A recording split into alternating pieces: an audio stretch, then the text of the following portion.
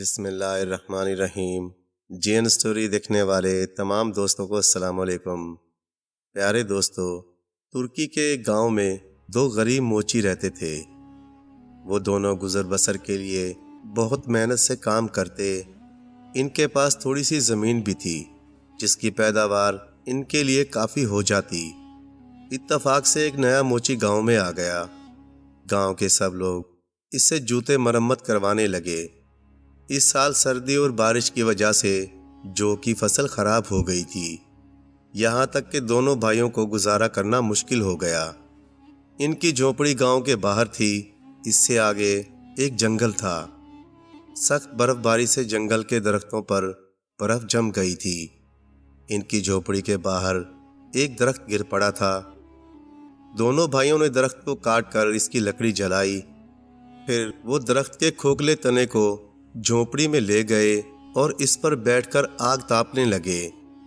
کچھ دیر بعد انہیں درخت کے کھوکھلے تنے میں کوئل کے کوکنے کی آواز سنائی دی، کوکو کوا کوکو کوا۔ اس کے ساتھ ہی ایک کوئل ایک سوراخ سے نکلی اور سامنے میز پر جا کر بیٹھ گئی۔ دونوں بھائی اس پرندے کو دیکھ کر بہت حیران ہوئے، لیکن انہیں اس وقت اور زیادہ حیرانی ہوئی جب کوئل نے انسانی آواز میں کہا، یہ کون سا موسم ہے؟ شاکر نے کہا، یہ سردی کا موسم ہے اور برف باری ہو رہی ہے۔ کوئل بولی، او ہو، آگ کی گرمی سے میں سمجھتی ہوں کہ موسم گرم آ گیا ہے۔ تم نے میرا گھونسلہ تو خراب اور برباد کر دیا ہے، اس لیے گرمیوں کے آنے تک تم مجھے اپنے ساتھ رہنے دو۔ میرے لیے درخت کے تنے کا سوراخ ہی کافی ہے۔ جب گرمیوں کا موسم آئے گا تو میں اپنے سفر پر روانہ ہو جاؤں گی۔ واپسی پر میں تمہارے لیے کوئی تحفہ لاؤں گی جس سے تمہاری تمام مصیبتیں کم ہو جائیں گی۔ شاکر بولا، تم بہت شوق سے ہمارے ساتھ رہ سکتی ہو۔ میں تمہارے لیے ایک گھونسلہ بنا دیتا ہوں۔ تم گرمیوں کے آنے تک اس میں آرام کرو۔ تمہیں بھوک لگ رہی ہوگی، اس لیے میں تمہیں اپنے حصے کی آدھی روٹی دے رہا ہوں۔ کوئل نے روٹی کھائی اور پانی پیا، پھر وہ شاکر کے بنائے ہوئے گھونسلے میں جا کر سو گئی۔ ایک دن صبح سویرے کوئل کی کوکو سے وہ بیدار ہو گئے۔ ان کے سامنے والی کھڑکی میں کوئل بیٹھی ہوئی تھی اور اپنی کوک کے ساتھ بہار کے آنے کا اعلان کر رہی تھی۔ اس نے کہا، میں اب دنیا کے سفر پر جا رہی ہوں تاکہ ہر جگہ بہار کے آنے کا پیغام پہنچا دوں۔ اب تم مجھے بتاؤ کہ واپس آتے وقت تمہارے لیے کیا تحفہ لاؤں؟ لالچ سے فضلو کی آنکھیں چمکنے لگیں۔ وہ بولا، تم نے دنیا کا کونا کونا دیکھا ہوا ہے، تم میرے لیے کوئی بڑا سا ہیرا یا قیمتی موتی لے آؤ تاکہ ہماری مصیبتوں کا دور ختم ہو جائے۔ کوئل بولی، مجھے ہیرے جواہرات کا تو علم نہیں ہے، یہ چٹانوں کے اندر چھپے ہوتے ہیں اور موتی دریاؤں کی تہہ میں ہوتے ہیں، اس لیے ان کا نکالنا میرے بس میں نہیں ہے۔ یہاں سے بہت دور ایک کنواں ہے جس کے کنارے پر دو درخت ہیں، ان میں سے ایک سنہری درخت کہلاتا ہے، اس کے پتے سونے کے ہیں۔ دوسرا درخت زیتون کا ہے، یہ ہمیشہ ہرا بھرا رہتا ہے۔ اس کے متعلق مشہور ہے کہ جو کوئی اس کے پتوں کو اپنے پاس رکھے گا اس کی عقل اور دانش میں اضافہ ہوگا۔ ہر مصیبت کے باوجود اس کا دل مطمئن رہے گا۔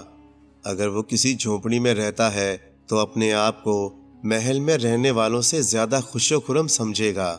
شاکر بولا، پیاری کوئل، تم مجھے زیتون کا پتا لا کر دینا۔ فضلو بولا، تم بالکل احمق ہو، تم نے سونے کا پتا کیوں نہیں مانگا؟ پیاری کوئل، تم مجھے سونے کا پتا لا کر دینا۔ کوئل نے انہیں اللہ حافظ کہا اور کھلی ہوئی کھڑکی سے اڑ کر نکل گئی۔ وہ میدانوں اور چراگاہوں سے اڑتی ہوئی چلی جا رہی تھی۔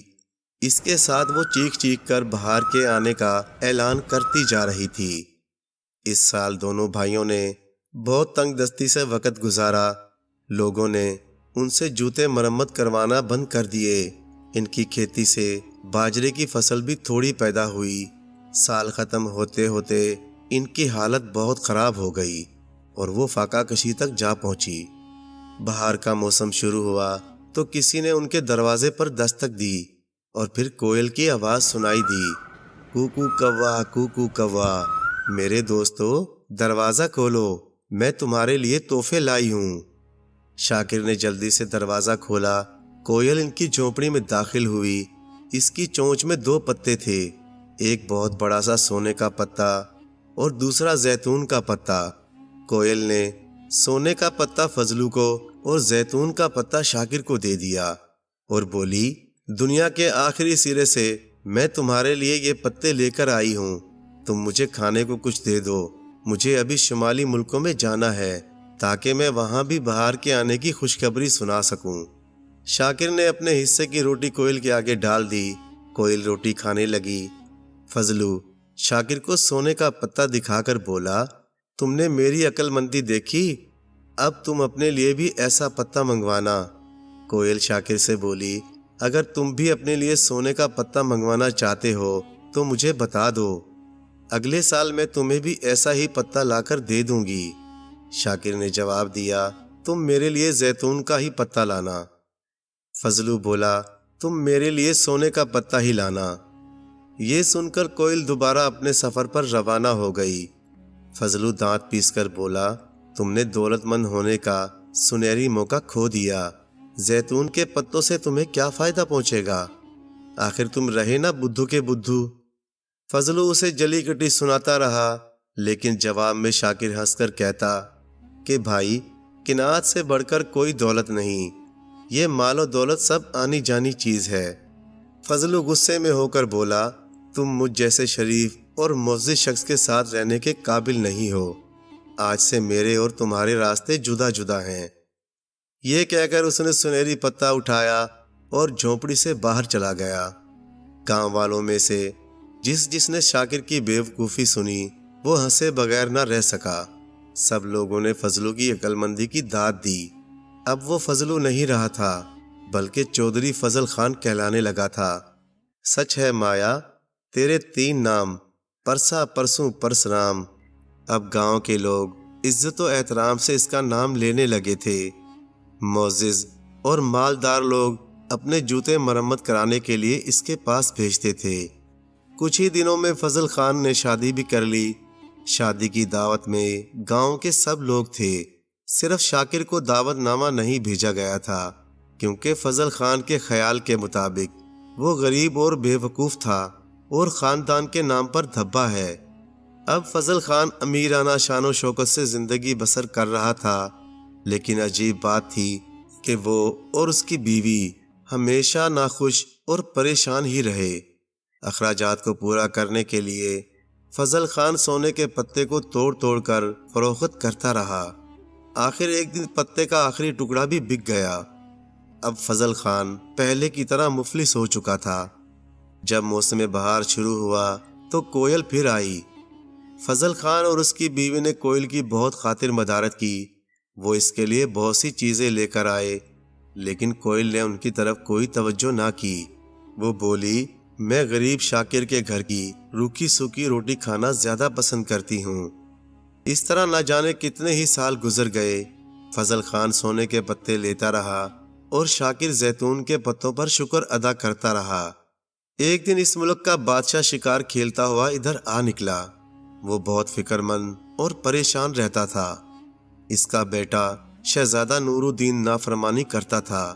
وزیر اس کے خلاف سازشیں کرتے رہتے تھے۔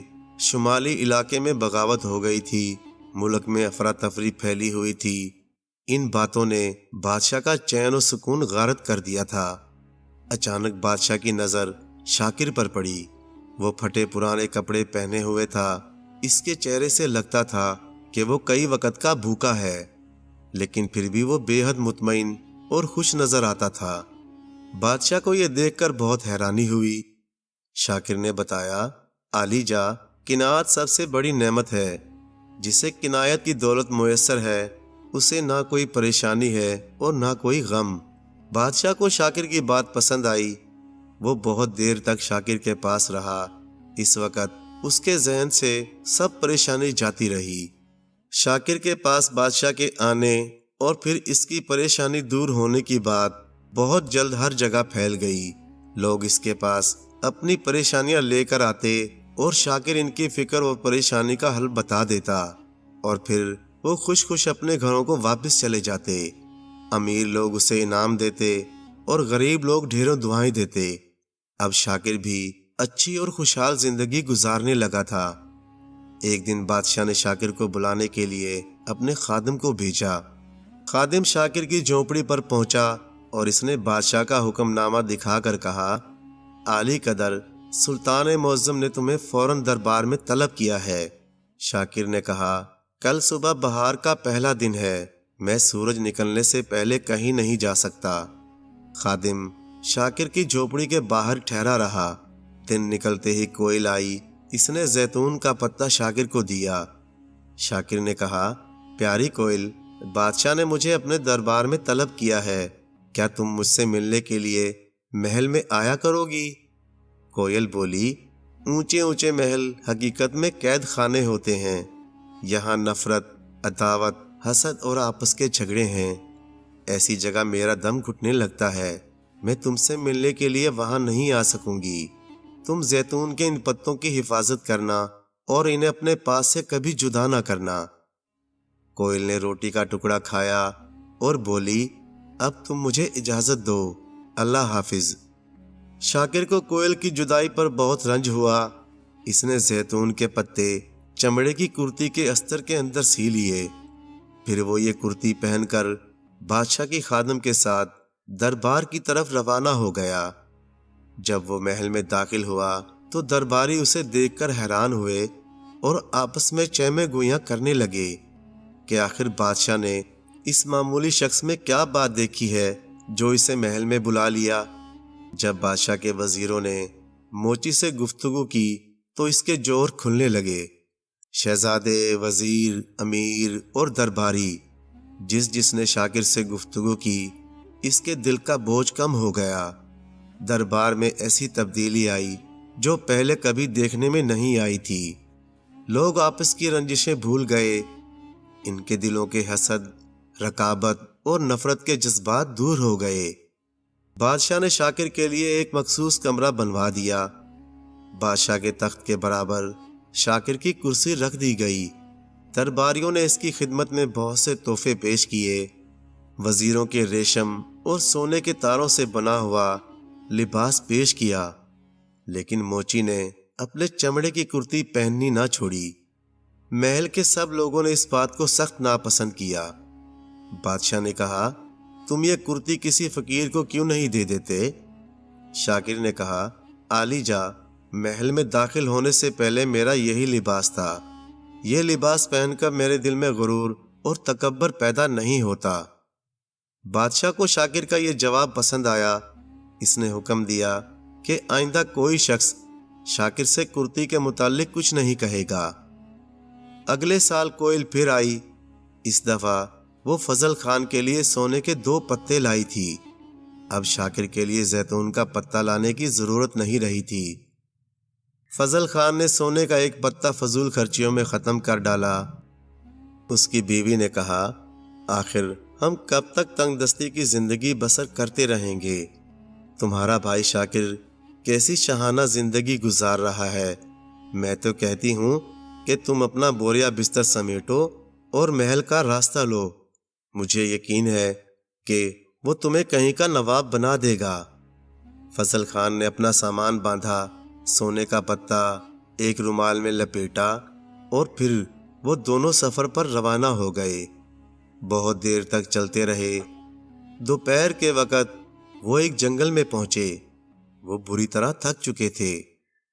فضل خان کی بیوی بولی، تم تو عقل سے بالکل پیدل ہو، تم نے سفر کے لیے کسی سواری کا انتظام کیوں نہیں کیا؟ آخر یہ سونا ہمارے کس دن کام آئے گا؟ فضل خان نے رومال کھول کر سونے کا پتا دیکھا۔ ایک چالاک بڑھیا بہت دیر سے ان کا پیچھا کر رہی تھی۔ وہ درخت کے پیچھے چھپی ہوئی تھی۔ اس نے ان کی سب باتیں سن لیں، پھر پتے کی جھلک بھی دیکھ لی۔ وہ درخت کے پیچھے سے نکلی اور ان کے پاس پہنچی۔ وہ چاپلوسی سے بولی، عالی قدر نواب صاحب اور محترمہ بانو صاحبہ، کنیز کا سلام قبول فرمائیے۔ فضل کی بیوی نے پوچھا، تم نے کیسے جانا کہ ہم نواب ہیں؟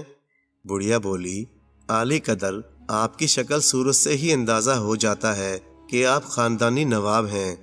سرکار، کیا آپ مجھے اپنی میزبانی کی عزت بخشیں گے؟ بڑھیا نے ایسی خوشامد کی کہ دونوں اس کے جال میں پھنس گئے۔ وہ دونوں بھوکے پیاسے تو تھے ہی، انہوں نے بڑھیا کی دعوت قبول کر لی۔ بڑھیا نے اپنا تھیلا کھولا اور بولی، حضور، آپ نے ہمیشہ مزے مزے کے کھانے کھائے ہوں گے، آج اس غریب بڑھیا کے ہاتھ کے پکے ہوئے پھیکے اور سادے کھانا بھی کھائیے۔ سرکار، مکھن لگی ہوئی روٹی، کباب، کوفتے اور آم کا اچار حاضر ہے۔ فضل خان اور اس کی بیوی نے پیٹ بھر کر کھانا کھایا۔ پھر بڑھیا نے ان کو گلاب کا شربت پیش کیا۔ اس میں کوئی نشہ آور چیز ملی ہوئی تھی۔ اسے پیتے ہی ان کی آنکھیں بند ہونے لگیں۔ جلد ہی وہ خوابوں کی دنیا میں پہنچ گئے اور نوابی کے خواب دیکھنے لگے۔ بڑھیا کے 2 بیٹے ٹوٹو اور گولی تھے، وہ بڑھیا کے ساتھ ہی رہتے تھے۔ فضل خان اور اس کی بیوی سو گئے تو بڑھیا نے چیخ کر کہا، اے احمقو، کہاں مر گئے ہو، جلدی آؤ۔ وہ دونوں لپک کر بڑھیا کے پاس پہنچے۔ بڑھیا بولی، اب میرا منہ کیا دیکھ رہے ہو، جلدی سے مال سمیٹو اور بھاگ چلو۔ پھر وہ ٹوٹو سے بولی، آج تمہاری کیا کارگزاری رہی، تم نے کچھ مال اڑایا یا یوں ہی خالی ہاتھ چلے آئے ہو؟ ٹوٹو نے کہا، اماں، آج جب میں محل سرا کے پاس سے گزر رہا تھا تو کسی نے یہ چمڑے کی کرتی اوپر سے پھینکی۔ یہ کرتی ہے تو بیکار ہی، لیکن میں اسے آپ کے حکم کی تعمیل کرنے کے لیے لیتا آیا ہوں۔ یہ کہہ کر اس نے ایک گٹھڑی بڑھیا کی طرف پھینکی۔ بڑھیا تیوری چڑھا کر بولی، ارے احمقو، یہ گدڑی میرے کس کام کی ہے؟ یہ کہہ کر بڑھیا نے وہ کرتی فضل خان پر ڈال دی۔ بڑھیا نے سب سامان سمیٹا، پھر وہ تینوں ہنستے ہوئے وہاں سے چل دیے۔ بہت دیر بعد فضل خان اور اس کی بیوی کی آنکھ کھلی۔ انہیں یہ دیکھ کر بہت افسوس ہوا کہ ان کی چیزیں اور سونے کا پتہ سب چوری ہو چکے ہیں۔ یہ دیکھ کر فضل کی بیوی چیخیں مار کر رونے لگی۔ شام کے وقت خاصی سردی ہو گئی۔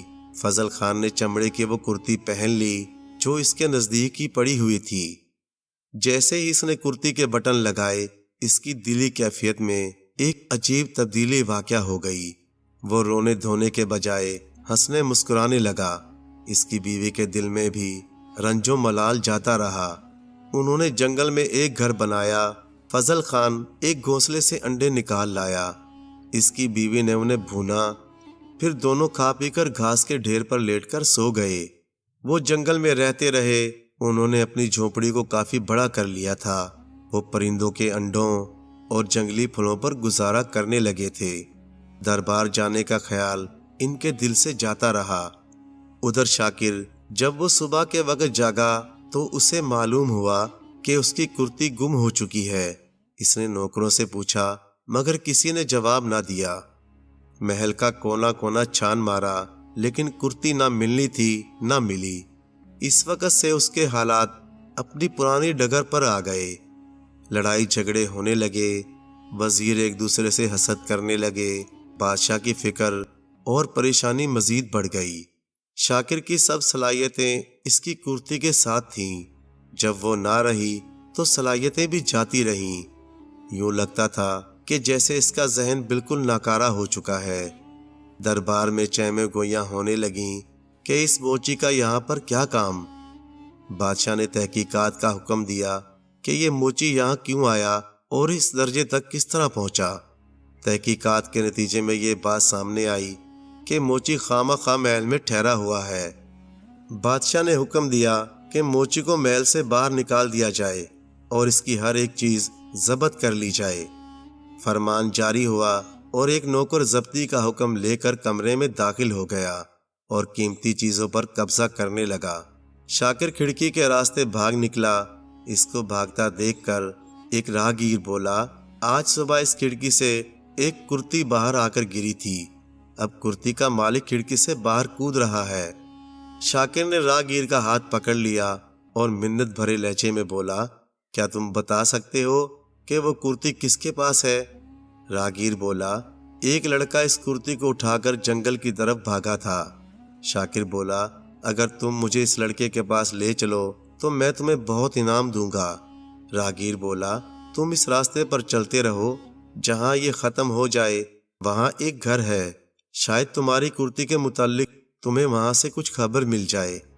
شاکر نے اپنا بٹوا اسے انعام میں دے دیا اور راہگیر کے بتائے ہوئے راستے پر چلنے لگا۔ جب وہ جنگل میں داخل ہوا تو رات ہو چکی تھی۔ اندھیرے میں ہاتھ کو ہاتھ نہیں دکھائی دے رہا تھا۔ دور ایک جگہ آگ جل رہی تھی۔ وہ اسی سمت بڑھتا رہا۔ آخر وہ ایک مکان کے پاس جا پہنچا۔ مکان کا دروازہ کھلا تھا۔ اس نے اندر جھانک کر دیکھا، وہاں اس کا بھائی فضل خان فضلو سو رہا تھا۔ اس کے سرہانے وہی کرتی رکھی ہوئی تھی۔ اس کے قریب ہی ایک عورت بیٹھی ہوئی تھی۔ شاکر سمجھ گیا کہ یہ فضل کی بیوی ہے۔ وہ دستک دے کر مکان میں داخل ہوا اور دھیمی آواز سے سلام کیا۔ شاکر کی بھابی نے اسے نہیں پہچانا۔ اس نے بہت اخلاق سے اسے خوش آمدید کہا۔ وہ بولی، بھائی صاحب دھیمی آواز میں گفتگو کیجیے، میرے شوہر ابھی سوئے ہوئے ہیں۔ شاکر نے کہا، بی بی میں راستے سے بھٹک کر آ نکلا ہوں، میں دراصل بادشاہ کے دربار میں ملازم ہوں۔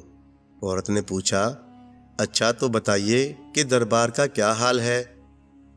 بہت دن پہلے میں بھی وہاں جانے کے خواب دیکھا کرتی تھی، لیکن اب اس احمقانہ خیال پر ہنستی ہوں۔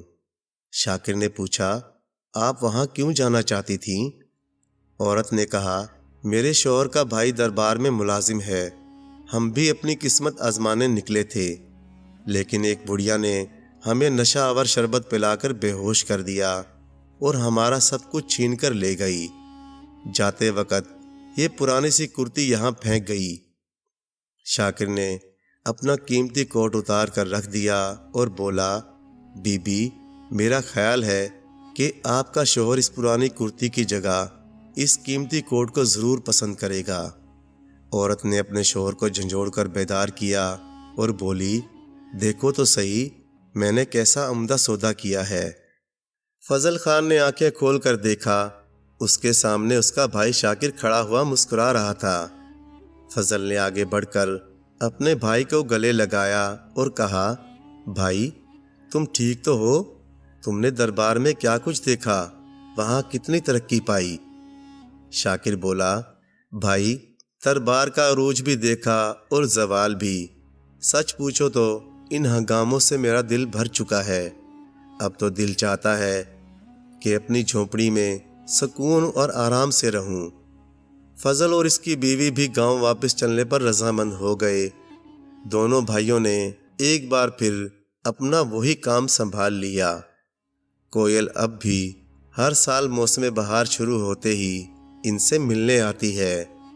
اب وہ دونوں کے لیے زیتون کے پتے لاتی ہے۔ پیارے دوستو، کہانی اچھے لگے تو لائک کریں، چینل کو سبسکرائب کر دیں اور مزید اسی طرح کے قصے کہانیاں دیکھنے کے لیے دیکھتے رہیں جین اسٹوری ٹی وی۔ جزاک اللہ۔